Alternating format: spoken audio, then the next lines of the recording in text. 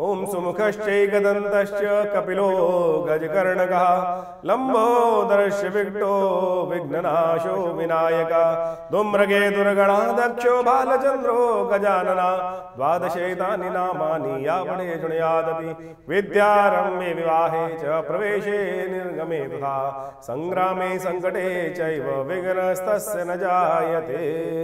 नमस्कार, स्वागत है आपका आचार्य वाणी में। मैं आचार्य डॉक्टर विक्रमादित्य आपके साथ हूँ। आज का विषय हमारा है मेष राशि, मंगल प्रधान राशि। मेष राशि सबसे आरंभिक राशि है, पहली राशि है।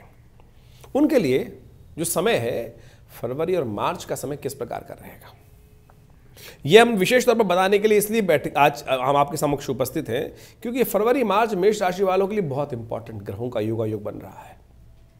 कई इंपॉर्टेंट ग्रहों का योगायोग बनता दिखाई दे रहा है और जो आपके लिए वारे न्यारे करने की योग बनाता दिखाई दे रहा है। मेष राशि वालों, देखो इस वक्त आपकी राशि के दृष्टिकोण से यदि हम बात करें तो बृहस्पति महाराज आपके सबसे इंपॉर्टेंट धन वाले भाव में बैठे हुए चल रहे हैं गोचर के दृष्टिकोण से, लेकिन पिछले 4 महीनों से वक्री चल रहे थे और वो 4 फरवरी को मार्गी होने का योग बनाने वाले हैं। 9 अक्टूबर से वो वक्री चल रहे थे। चीज़ों को सही डायरेक्शन करने के बजाय नेगेटिव चीज़ों में सब कुछ वैसे होते हुए भी चीज़ें आपको आगे लंबा होता चला जा रहा था, इंतज़ार लंबा होता चला जा रहा था और अब जो बदलने का योग आ रहा है मई में तो बदल ही जाएंगे, वो राशि बदल कर बहुत सुंदर जगह चले जाएंगे और ऐसे में उससे पहले ही आपके वारे न्यारे करने के लिए चीज़ों को लाभ देने के लिए तैयार बैठे हैं। और आपकी राशि के स्वामी उन्होंने तो सबसे ज़्यादा विशेष तौर पर योग बना रखा है, कमज़ोर होकर स्थिति कर रहे हैं। राशि के स्वामी ही यानी घर का स्वामी ही यदि कमज़ोर हो तो क्या होता है कि सबके स्थिति खराब हो जाती है। एक पुरानी कहावत है, दबी बिल्ली चूहों से कान कटवाए। अब घर का मालिक जो है वही कमज़ोर हो तो वो अपनी ऐसी रास्ते में चल रहे थे पिछले 3-4 महीनों में जो स्थिति बनी हुई थी और वो भी अब परिवर्तन की तरफ जा रहे हैं। हाँ, तो थोड़ा बहुत परिवर्तन की तरफ योग बन रहे हैं। वक्री स्थिति में है, 21 जनवरी को परिवर्तन करके आपकी अपनी राशि से हटकर, कमज़ोर राशि से हटकर अब जो आ गए हैं मिथुन राशि में, वो तृतीय भाव में आपकी राशि के दृष्टिकोण से बैठ गए हैं और ये भी आपके लिए अच्छा है। 23 फरवरी को मार्गी भी हो जाएंगे और ये सही डायरेक्शन में भाग्य को सपोर्ट करने के लिए आपके योग बनाने के अच्छे रास्ते बनाते दिखाई देंगे। तो इसलिए ये स्थिति आपकी बहुत इंपॉर्टेंट है। सबसे इंपॉर्टेंट जो योग है वो महाराज शनि का है। शनि महाराज आपकी राशि के दृष्टिकोण से लाभ वाले भाव में चल रहे थे। 7.5 का आरंभ हुआ चाहता है आपकी राशि के दृष्टिकोण से और ऐसे में शनि महाराज बदलने से पहले अस्त हो रहे हैं। हम कहेंगे इसका आपको उपयोग कर लेना चाहिए। शनि है आपके लाभ वाले स्थान में ही, लेकिन शनि ने आपकी राशि में दृष्टिकोण क्या कर रखा था, आपकी राशि पर दृष्टि डाल रखी थी। और शनि जब दृष्टि डालते हैं तो क्या होता है कि आपकी पर्सनैलिटी में कहीं ना कहीं कोई काला दाग लगाकर शनि हमेशा तैयार हो जाते हैं। क्योंकि शनि दृष्टि जो होती है वो कहीं ना कहीं, और आपकी राशि पर दृष्टि मतलब पड़ना, शनि की दृष्टि पड़ना कहीं ना कहीं पर्सनालिटी पे, लग्न जो होती है, राशि जो होती है वो विशेष तौर पर आपका पर्सोना है, प्रभाव है और उस पर शनि की दृष्टि पड़ रही थी तो वो कहीं ना कहीं कुछ ना कुछ बने बनाए काम को कहीं ना कहीं रुकावट उत्पन्न करने के योग दे रहे थे। 23 फरवरी से शनि भी होने जा रहे हैं अस्त।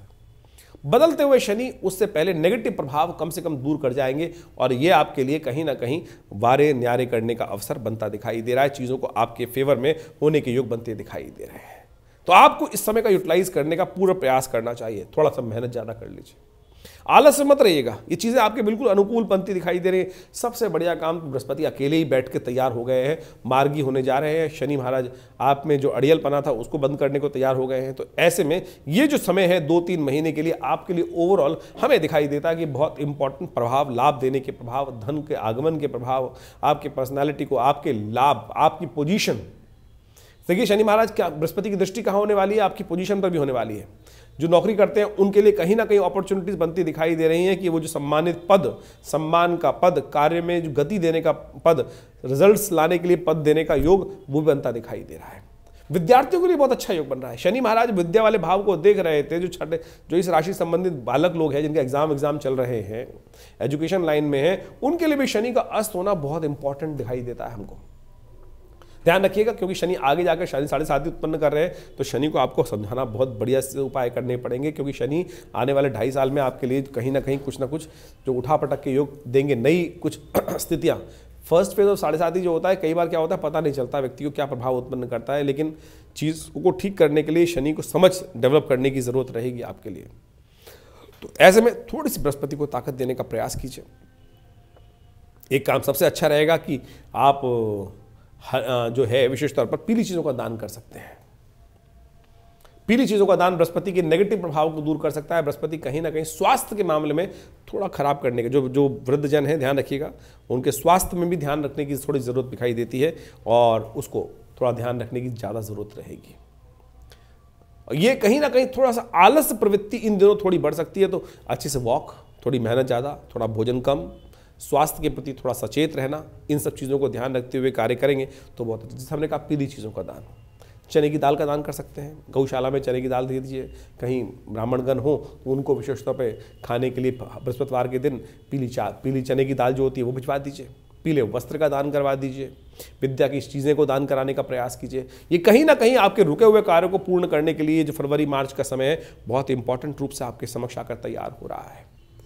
मंगल का मार्गी होना, मंगल का राशि परिवर्तन करने का योग जो बन चुका है, ये आपके लिए कहीं ना कहीं चीज़ों को बहुत बढ़िया तरीके से आपको कहीं ना कहीं बहुत मामलों में आपको उन्नति देने के योग बनाकर तैयार बैठा हुआ है। और 7:30 से पहले ये कुछ अच्छा सा अपॉर्चुनिटी का समय आपके लिए बनकर तैयार हो रहा है। तो मेष राशि वालों, इस समय को खासतौर पर ध्यान रखने की ज़रूरत है आपको, उसका समझते हुए। वैसे तो हम सिलसिलेवार तरीके से हर जो परिवर्तन होता है वो आपके समझ अवगत कराते रहते हैं, लेकिन ये फरवरी मार्च में कई सारे ग्रहों का कॉम्बिनेशन जो है हमने इस ओवरऑल इसका आउटलाइन आपको देने का प्रयास किया है। उसके अनुसार से अभी हम पूरी तरह से, जब ये हर ग्रह के ऊपर भी इंडिविजुअल अलग अलग से भी आपको पूरी बातें समझाने का हम प्रयास करेंगे, क्या क्या चीज़ उनके लिए करनी चाहिए। लेकिन ओवरऑल ये बृहस्पति का परिवर्तन इन 2 महीनों में, साथ में मंगल का परिवर्तन इन 2 महीनों में, शनि का परिवर्तन इन 2 महीनों में जो होने वाला है वो आपके लिए किन किन मामलों में ओवरऑल अच्छा दिखाई देता है, तो उसके लिए थोड़ा सा आपको उसका उपाय उसके अनुसार से करने का प्रयास करें।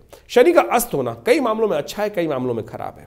आपके लिए शनि कहीं ना कहीं जो नेगेटिव प्रभाव उत्पन्न कर रहे थे वो ये था कि आपको कहीं ना कहीं थोड़ा सा उन्होंने जिद डाल रखा था। शनि मंगल की जो टकराव होता है ठीक नहीं होता, क्योंकि आपकी राशि जो है मंगल की है और शनि की दृष्टि उस राशि पे पड़ रही थी। तो आपको हमने कार्यक्रम 2 साल पहले भी इस बात को अवगत कराने का प्रयास किया था, ये आपकी अननेसेसरी जिद बढ़ाएगा।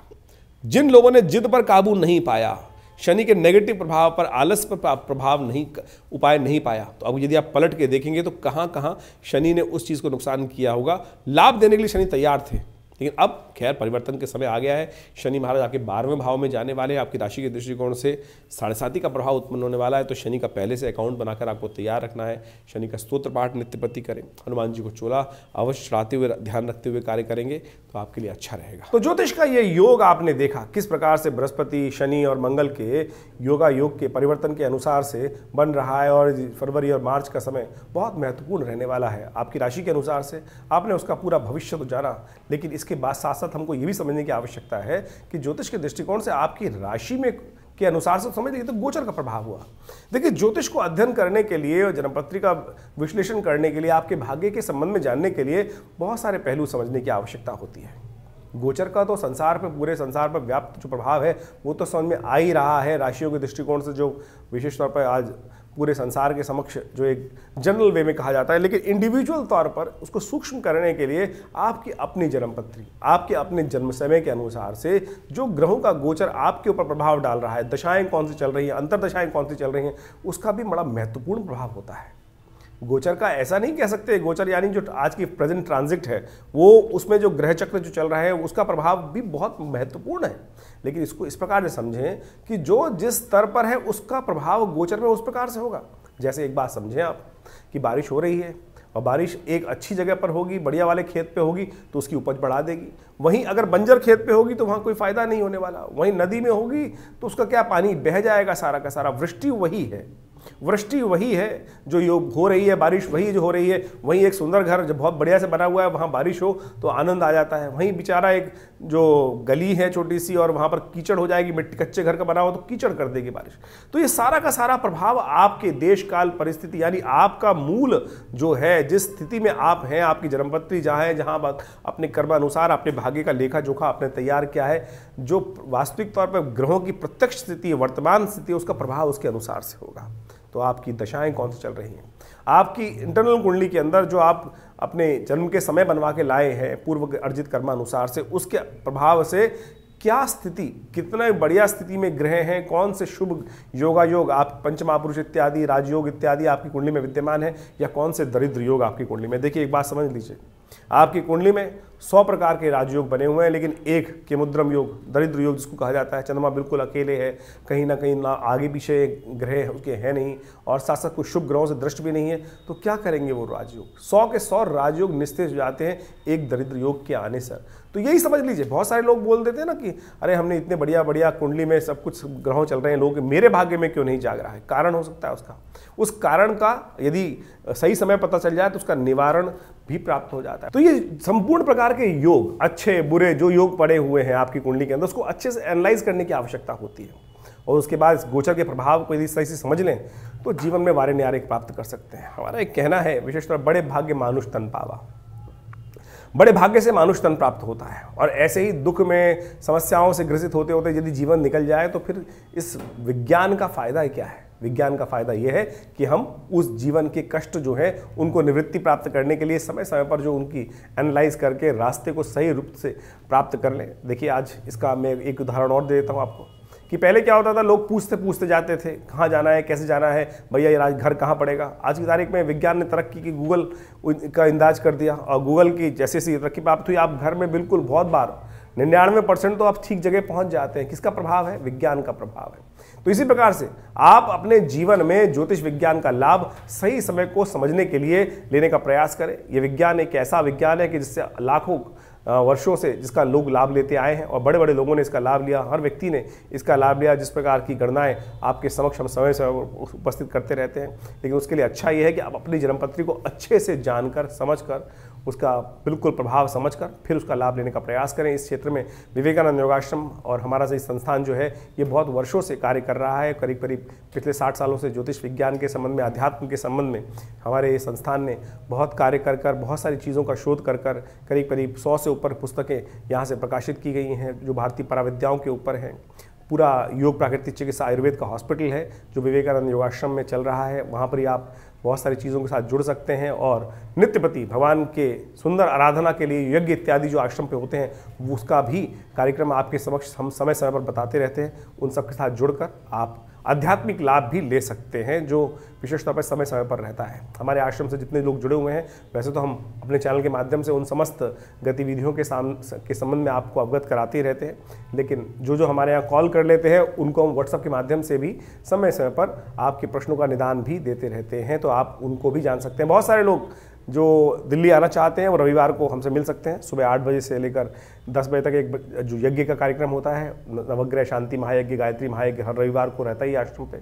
जमुना पार लक्ष्मीनगर क्षेत्र में विवेकानंद योगाश्रम जो स्थित है, भगवती की सुंदर प्रतिमा है जो 1947 में 500 साल पुराना श्री विग्रह भगवती का जो आश्रम में पधारा है, उनका भी दर्शन का लाभ ले सकते हैं, और आश्रम में जो गतिविधियाँ हैं उनके साथ जुड़ेंगे तो लाभ होगा।